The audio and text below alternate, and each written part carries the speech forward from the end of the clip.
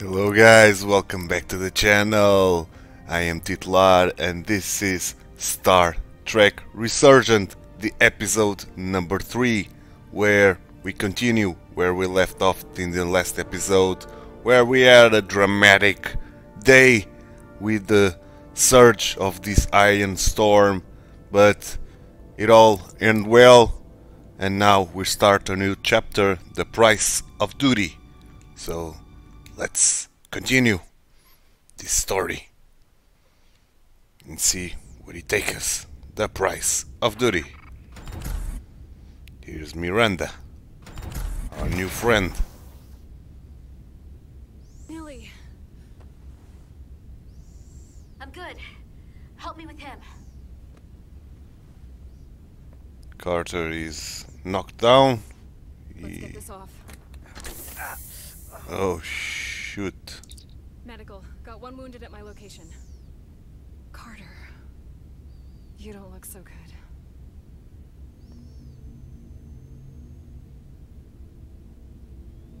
Carter got a spike of the iron storm right on his face. Blown to space dust just yet.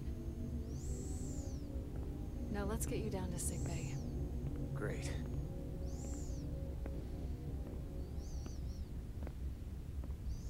I hope we don't lose a character right away, so early in the game. Status report. The repair crew made it inside. He's not GPS happy. flow is back to nominal levels. The SIF is back up. How does this affect mission readiness, Mr. Ermot? Releasing the docking clamps using hull polarity minimized damage to the Resolute. We'll have some last-minute repairs to make, but if we reapportion some of the staff, we can make our departure on time. As of now, however, we are successfully moored to the station. Good to hear. Send updates to my ready room. Commander Rydek, with me. He's not happy.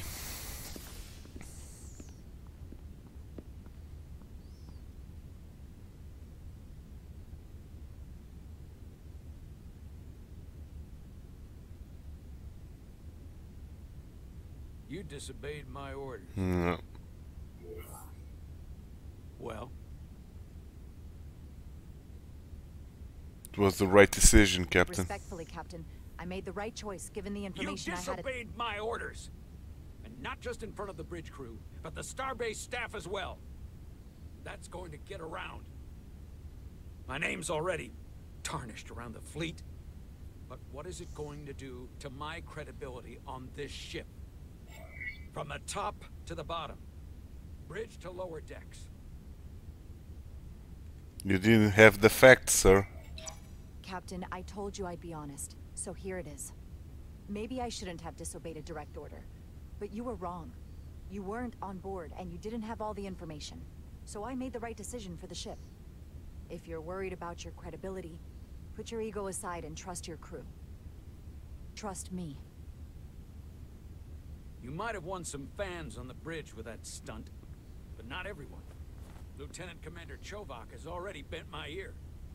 I'm sure he doesn't take it personally. He'll get over it in time. Mr. Chovak is more complicated than he would want to admit. I guess we all are.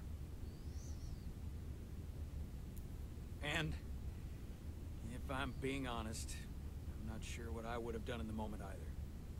You never really know if you weren't in those shoes. So, let's just boil it down to you did what you had to. Thank you for understanding, Captain. Thank you for understanding, sir. I'm sure no one knows the burden of command as well as you do. I'm sure you will, someday. Despite it all, we got our final Starfleet clearance to depart. So if you'll fetch Mr. Ermot, we'll knock out the final details of any outstanding repairs, and we'll set out for Matar. Yes, sir. Nice. It all ended well. And I think we got a little bit more respect from him, despite him being angry. All I ask is a tall ship.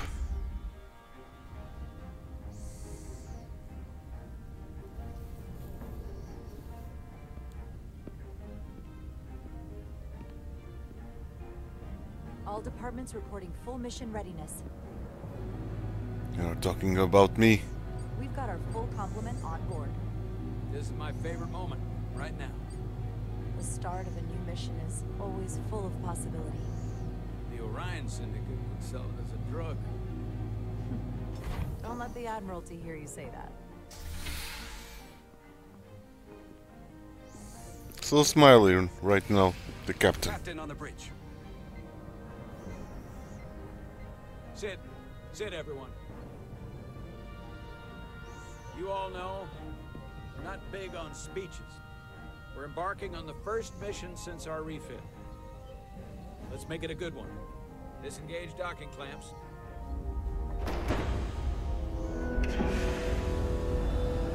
Let's go.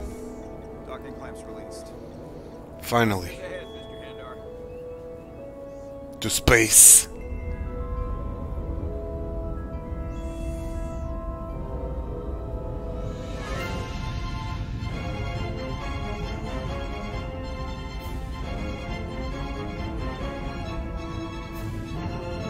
Epic music traveling alongside us into space.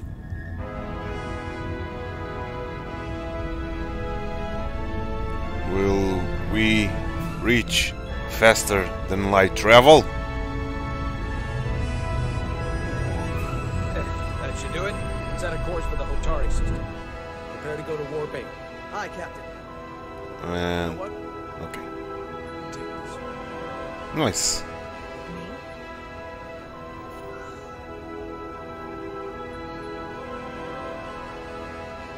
Engage. Engage.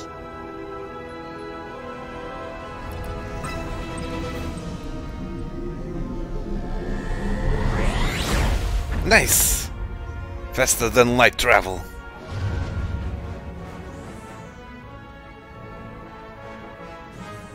Simple, but effective.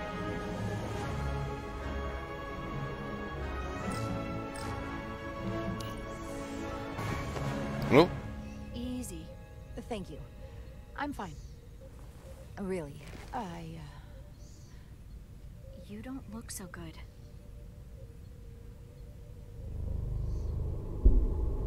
Whoa, what's happening? Iridium monitor ring. We need some iridium. I have to get to sickbay. Go.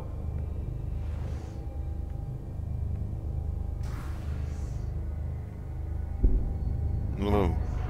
Help me get her inside. God damn it.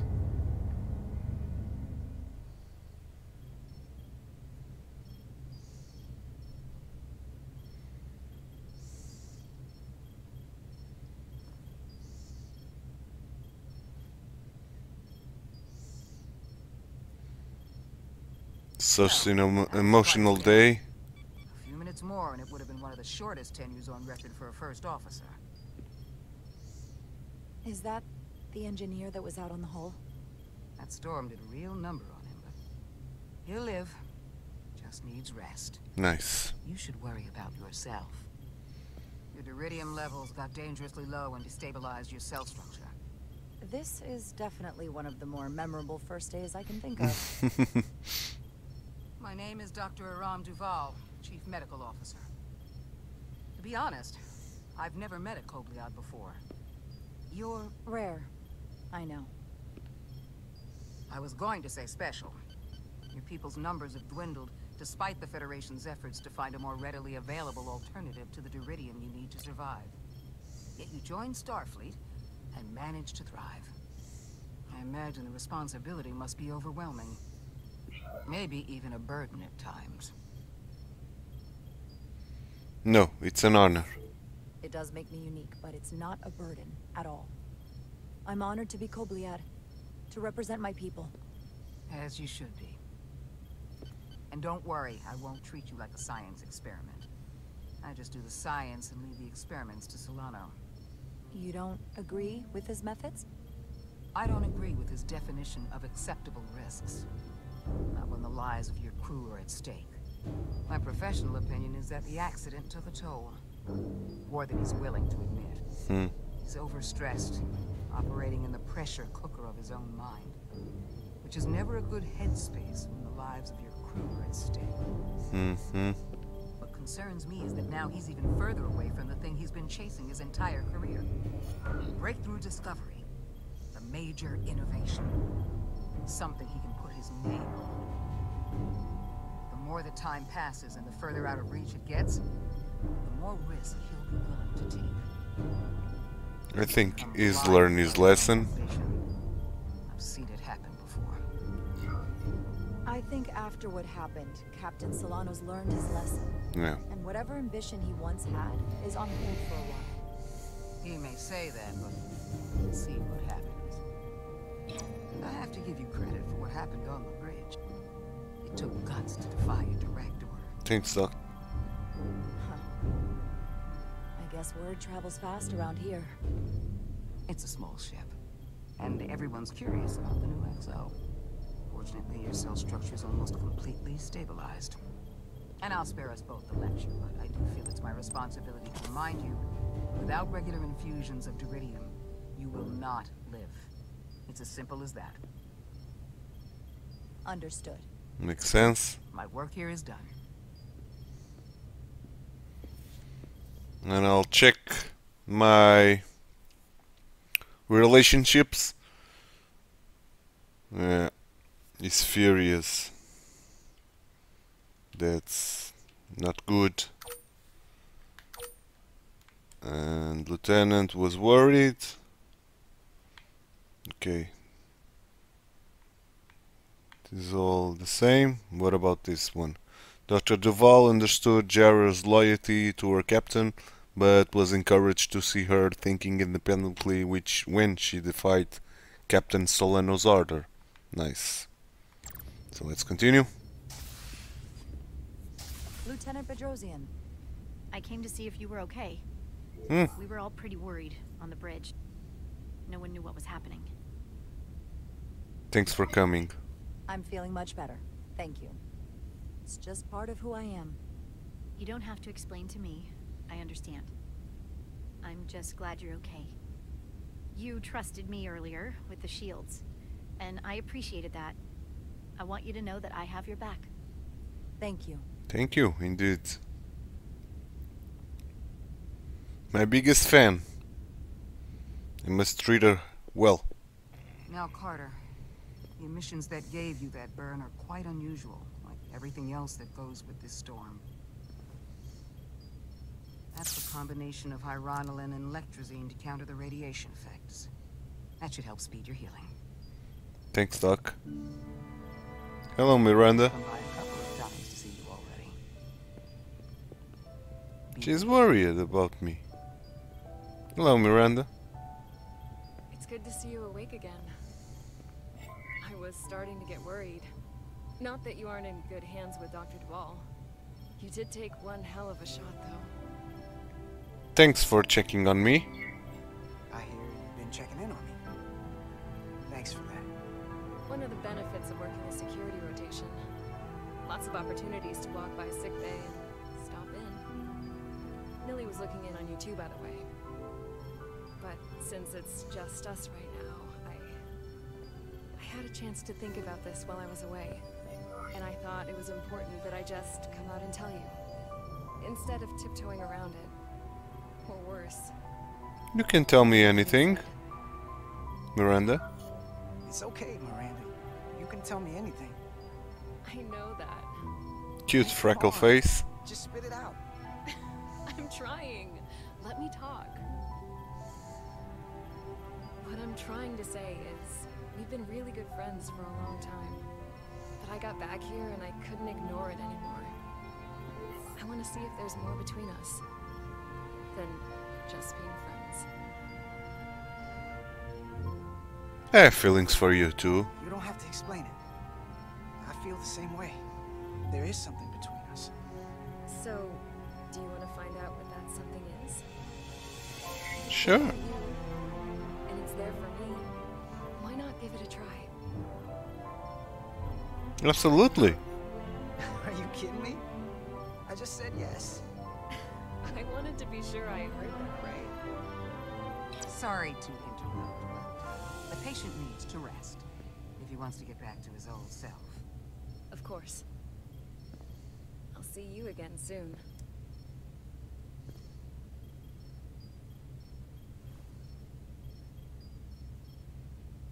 Nice, we got a girlfriend.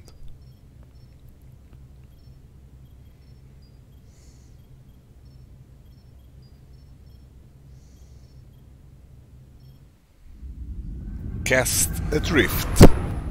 That doesn't sound good. Approaching the rendezvous point outside Atari space. Helm, bring us out of warp. Dropping to impulse. Oh, god damn it. Ionic interference surging, Captain.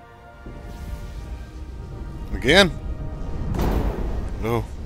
Shield integrity holding. We can take it. We are at the correct coordinates to meet the shuttle. Commander Rydek, find us our diplomat, if you will. Aye, Captain. Let's reduce the noise. Filter out environmental signals. I can manually tune what's left for Federation signal types.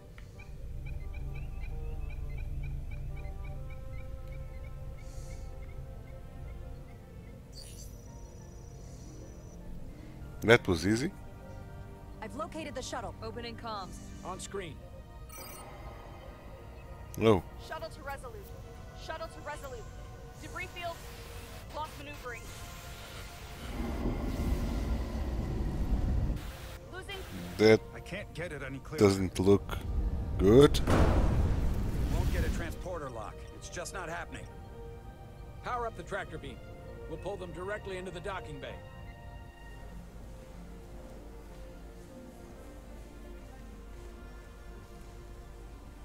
Diaz, you good to run the tractor emitter? Yes, sir. You sure? I'm sure. Let's go. Come on, Diaz. Let's First not thing, screw this lock up. onto the shuttle and stabilize the rotation.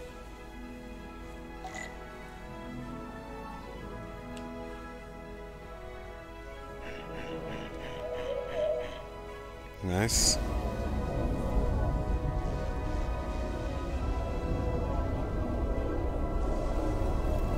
Got some Look at the rocks. debris. I'm on it.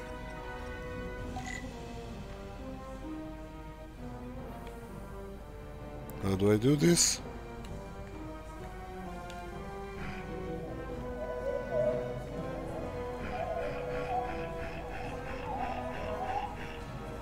Okay.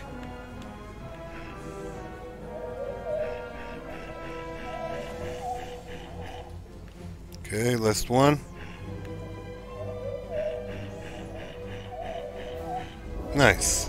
Oh.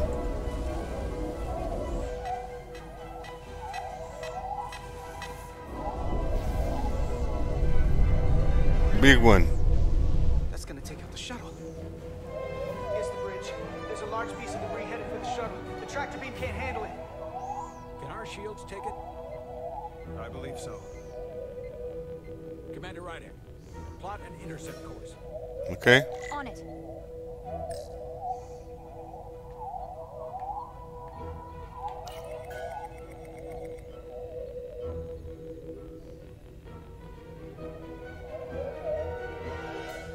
And now what?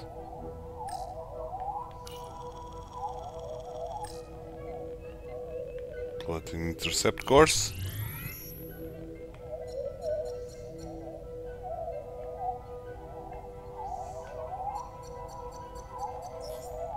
Okay. Here we go. Maneuvering thrusters bearing 53 Mark 17. 200 meters on an intercept course. Maneuvering.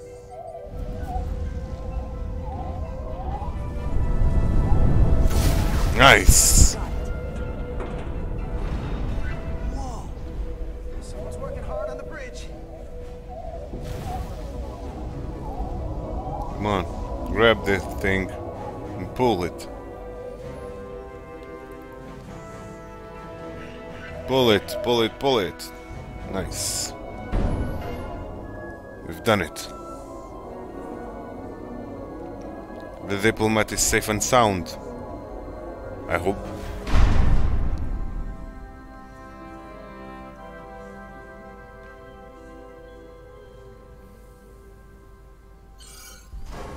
We got the shuttlecraft on board. Good job. We're on our way down to meet them.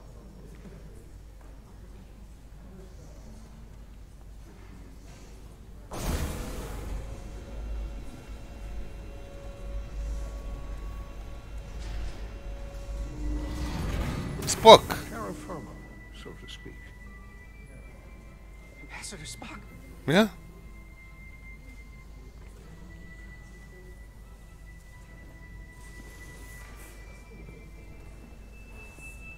The captain will be right down to meet you, sir. In that case, I will wait for him here.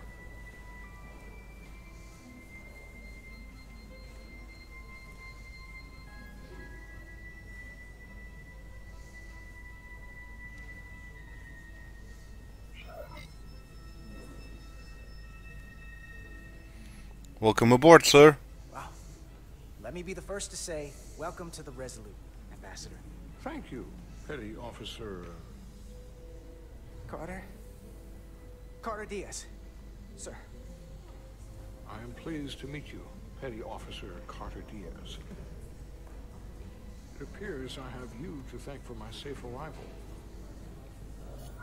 Your assistance arrived not a moment too soon, if I may say so. I had some help. Well, it wasn't all me. I got some help from upstairs. A bombastic approach to clearing debris. We thought we were prepared for our arrival in Otari space, but it is evident my craft was not sufficiently robust for such intense ionic activity. The storm has been pretty intense. There was an element that was most unusual. Before you came to our aid, our maneuvering thrusters and impulse engines were rendered inoperable. So we attempted a short traversal at warp speed, only to find that we could not achieve warp at all, even though our diagnostics computer showed no faults or anomalies. What do you make of that? When all indications say that warp speed is possible, but in practice, we find it is not. Probably the storm. Well, this storm is one of the strangest phenomena we've ever encountered. It's disrupted other systems. Who knows what it might do to a warp drive? Yes, it would seem further investigation is called for. We'll take readings, run some additional diagnostic checks, and we'll get to the bottom of this. Quite logical, Petty Officer Diaz. Thank you. Ambassador Spock, Excuse me. I'm honored to have you aboard. I'd like to get right to it. We're already behind.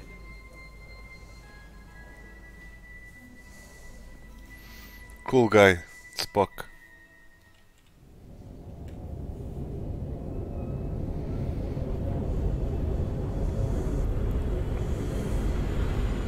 A provocation to war. Oh god. That's not good. That's not good at all. Ambassador Spock, my senior staff.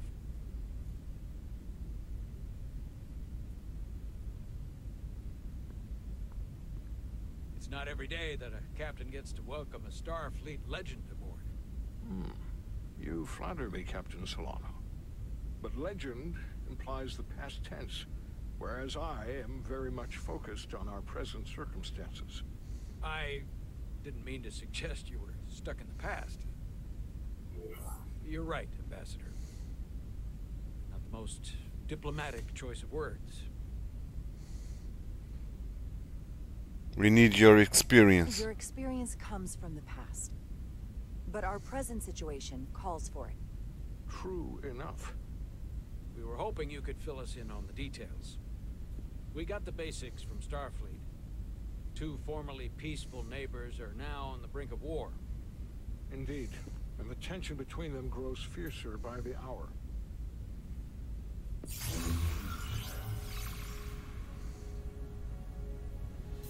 Lydia and Hotari. Illydians are the more advanced species, They made first contact with the Hotari over a century ago. This is Tau, the Hotari moon. It is rich in dilithium, and for decades, the Hotari and the Illidians have shared a mining operation there. The Illidians provide the technological resources, while the Hotari have served as the labor force. The stability of that arrangement was the source of their peace, until recently. The Hotari have suddenly and forcefully seized control of the mining operations and expelled the Illidians from their system. That is the official story, as told by the Hotari when they requested Federation mediation. But the details remain scant. Communications between all parties have been limited by the ionic interference. How did this happen? How is it the Hotari were able to turn the tables and take the mines against superior forces, especially after decades in this arrangement? Unclear. The answer to that question may be the key to a new, lasting peace, and one that I hope we can uncover during these negotiations. But it is unlikely the relatively primitive Hotari forces would stand a chance against the Illidian fleet if this escalates to open war. Left unchecked, this conflict will result in more bloodshed, which is what we are here to prevent. And the dilithium trade hangs in the balance. Clearly, the Hotari have been exploited in this relationship. Maybe we can persuade them peace is the more profitable alternative for everyone. They both profited from the mines. And for the Hotari, something is better than nothing. Peace is our objective, after all. That is correct. I agree with Solano. If we could convince them, it would restore the peace. But we would need the Hotari to accept a difficult compromise. Made all the more difficult by the emotions flaring on both sides, no doubt. Neither the Illidians or the Hotari are members of the Federation, so we can't make them do anything. There is an additional complicating factor I should mention. In the past, the Federation has relied on the Illidians as a source of dilithium. That certainly changes things. Federation sources its dilithium from a lot of places. Yeah, and this is one of them. This gives us leverage. We could use that as leverage with the Illidians. They'll want the Federation to continue buying from them. There might be something to that, Commander. Putting that on the table could make the Hotari more hostile. Given the Federation's involvement in the Illidium dilithium trade, Captain Solano and I must make every effort to appear neutral in these negotiations. What worries me is if this whole thing unravels, and we're at the mercy of the storm at less than full strength. We can't let it come to that. Considering what the Ion Storm has done to our ship, and the Ambassador's shuttle, we have to assume the Illidian fleet has had problems with it as well. This recent surge in the energy disturbance temporarily levels the playing field. Commander Westbrook is correct. The energy anomalies around the Hotari systems have been noted in the past. But they have never been observed on the orders of magnitude we have seen in recent weeks. This buys us some time. If it's keeping the two sides talking instead of shooting at each other, that actually helps us negotiate a peace. And we'll take advantage of that as long as it works in our favor. And when it doesn't? All the more reason to learn as much about it as we can while we are here. We do not want to be caught unprepared, should the energy anomaly continue to fluctuate. So I trust we understand our circumstances. We're operating on a strict timetable here, and we're going to be leaving for the negotiations shortly. Commander Westbrook, I want you to leverage our systems to investigate the anomaly from here while we're gone. Aye, Captain. Thank you all. Dismissed. I want to speak to both of you privately.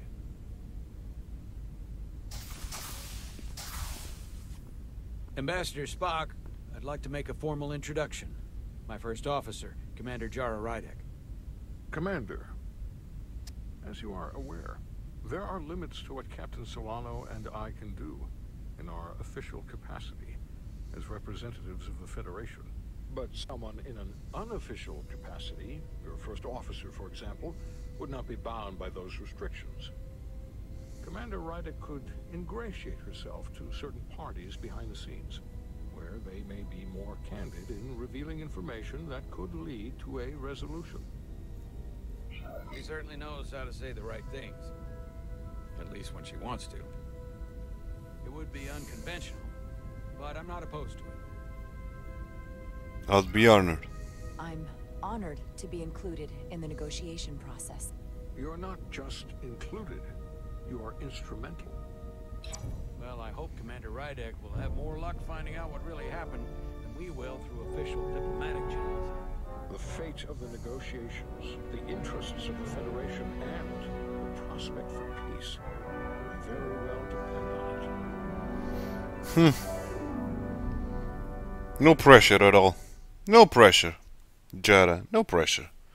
So guys, I think I'll leave it just here in the beginning of a new chapter. I think it is a new chapter. Yes, it is. Navigational complexities. So, I thank you for joining me in this beautiful adventure in the Star Trek universe, and I hope you enjoyed the video. If you did, please leave it a like and subscribe to the channel. It will help a lot, and I hope to see you in the next episode, guys. But for now, that's all from me. So bye bye and take care. If you liked this video, please like and subscribe. Also read the description below, where you will find ton of useful information and links regarding the contents of this video.